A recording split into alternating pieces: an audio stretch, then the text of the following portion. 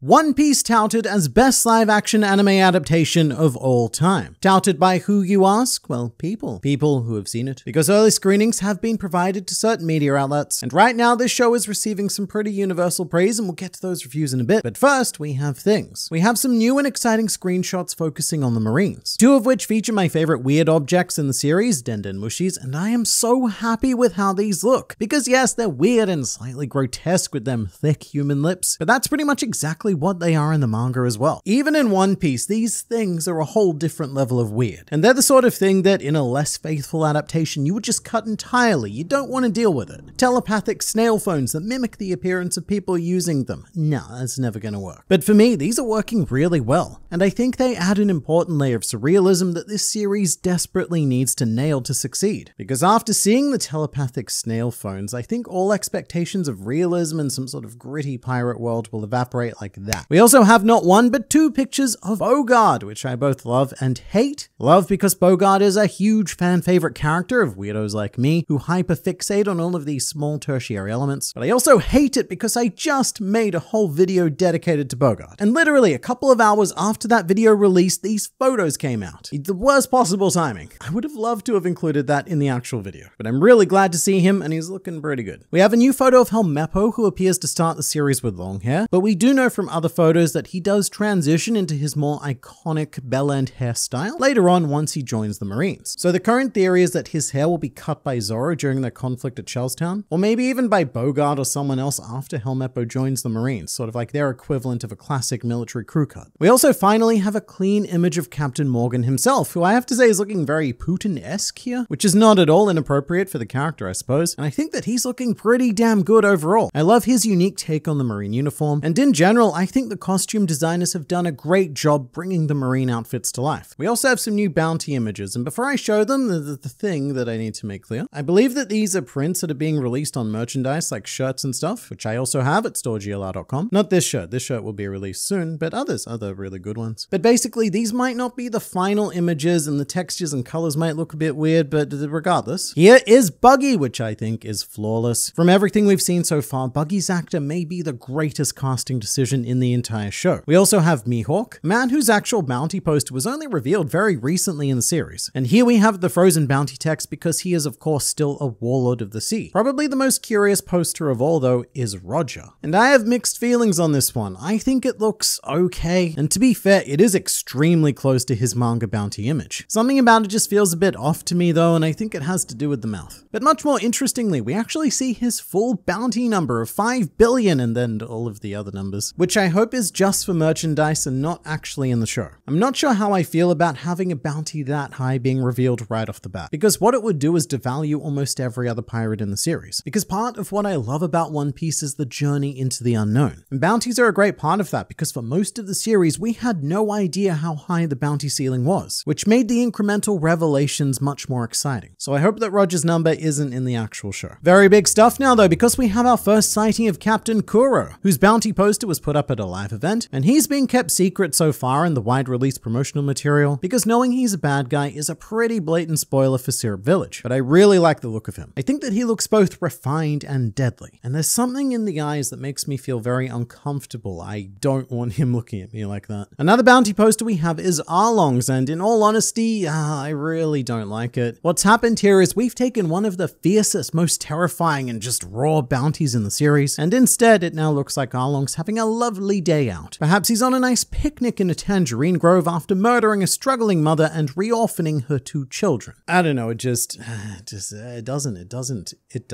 And I hope that in a week's time I am proven so wrong about this, but with everything we've seen so far, Arlong continues to be the weak point for me and could break the series. That, or they've done him very dirty in these trailers and merchandise. Or this is just a me thing and no one else cares. That's very possible. Because we actually have early reviews of the entire series, and they are overwhelmingly positive. Like this article titled, One Piece touted as best live-action anime adaptation of all time. Touted by who, you ask? Well, by this article. So the title is a little bit deceiving, but I appreciate that. Because stuff like this is the same as YouTube. Something either has to be the very best thing ever or the very worst thing ever to warrant someone's attention. And in fact, I think this title is so outrageous that I might just make it the title of this video as well. The live-action One Piece may arguably become the best live-action adaptation ever made up to this point, if early screenings are any indication. After screening 6 of 8 episodes for feature consideration, we can't reveal much here, but suffice to say, Netflix seems to have learned from their unfortunate Cowboy Bebop mishap. But also, One Piece is simply more suited for the live-action medium thanks to its heightened fantasy setting and underlying humor. It's not supposed to be realistic. And I've seen that a lot of people have been confused by that line. The whole, it's so fantastical that it suits live action. And I do think that the author could have said it a bit better, because I get it can sound a bit like an oxymoron. But what the author is saying is that there is less pressure on One Piece to look and feel realistic due to the nature of what it is. Cowboy Bebop, for example, did not have that luxury because it's set in a realist universe. So factors like weird CGI, plastic-looking props, hyper-stylized action, or out-of-place writing are much less forgivable because it's actively striving for realism. But One Piece is doing not that. It cannot do that. And once you stop expecting realism, then it's much easier to become immersed in the world. And I actually think this is a great counterpoint to the classic argument that One Piece is, of all of the manga, the most impossible to adapt. Because it may actually turn out that One Piece is the most live-action friendly, because production factors that would tank any other adaptation are all just part of the wacky charm of One Piece. Alright, before we move on, because I have many more reviews to share, but we should address a couple of things. Namely that these reviews are coming from people who were handpicked to be given early access to the series, which may lead to an inherent positive bias. Because if you don't say good things, then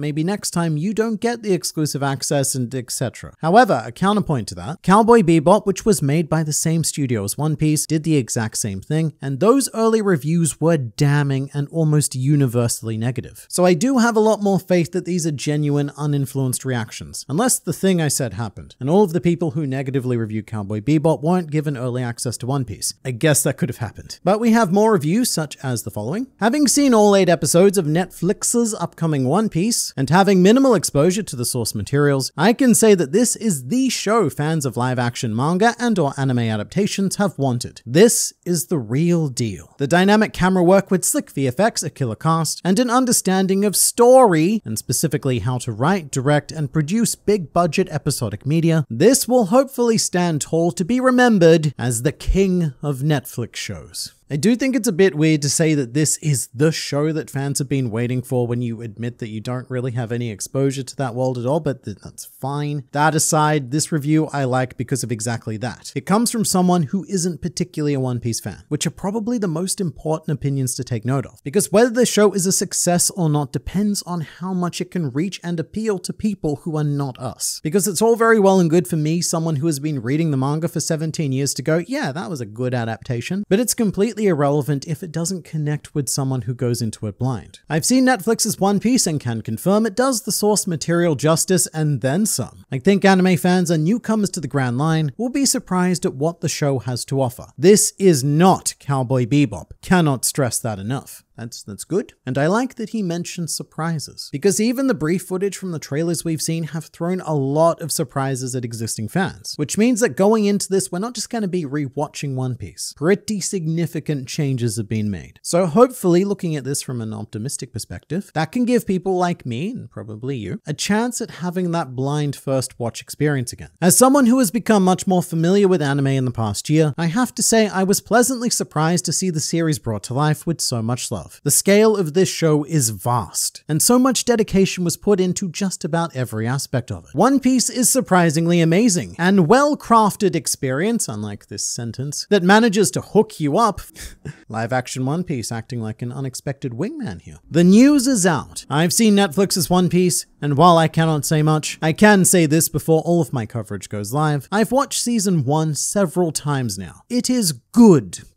Good sounds good to me. And all of these good reviews are indeed a good sign. But to bring it back down a bit, these are, again, a handful of people who were handpicked. The most important reviews will all come next week, or potentially even from some of the fan events that are being held. I think that some of them have early screenings before August 31st, and in fact, I think that one of them is happening right now in LA. So I look forward to seeing those fan reactions because surely you can't embargo something like that. Honest opinions are going to come out. And by the way, the fact that they're holding these advanced screenings is good. It is very good because it shows that they are confident with this show. Because if it wasn't, then you would want to hide it as long as possible rather than risking the bad word of mouth. And that way you can get as many eyes as possible on it at launch day before people realize that it's a bit shit and you probably shouldn't watch it. I want to stress, that's not what's happening here. This is the opposite. This is good. They're saying, we are so confident that we are going to screen the first episode. You are all going to love it and you're going to tell even more people to watch it on August 31st. But there was also an article about live action One Piece written in Variety, which I bring up because there's a great quote from the showrunner Steven Maeda, where he says, along with Oda-san's oversight and cooperation and partnership, I think that we came up with the very best version of this show that we can. I can't complain that money wasn't spent. I can't complain that our hands were tied. We were able to make the show we wanted to make. Basically, this show has been operating under the best possible case scenario. We really could not have asked for more, which makes live action One Piece a great case study for live action adaptations in general. The original author is heavily involved to retain the spirit of the original series, right down to approving the casting choices and even the release date. That is unfathomable power to give to an author. But also this project had the finances they needed to bring this world to life, and even more important, they were given the time to implement everything. Bringing this back to Oda, he even made them reshoot a whole ton of stuff. That is a lot of time and a lot of money that was spent, which is great, and I'm legitimately excited to watch this. Because, yeah, a couple of personal dislikes aside, this could be something. And even if it is just good and not great, then that is still a massive step forward. And realistically, most first seasons of a show aren't exactly peak fiction. Whenever I hear about things being cancelled after one season, I always come back to stuff like Star Trek The Next Generation. Its first season is abysmal and so hard to watch that it's not uncommon to hear people recommend that you just skip it altogether. But they went through that teething process and eventually arrived at some of the best television ever aired, in my opinion. Shows aren't really allowed to do that these days. They really need to be peak fiction right from the beginning, which is pretty rough. So just being good might be all Netflix needs to greenlight a series 2 so that we can keep refining and reaching that, which I think would be likely given all of the infrastructure in South Africa that they've already invested in. Am I lowering the bar here? Yes. Should the bar already be low though?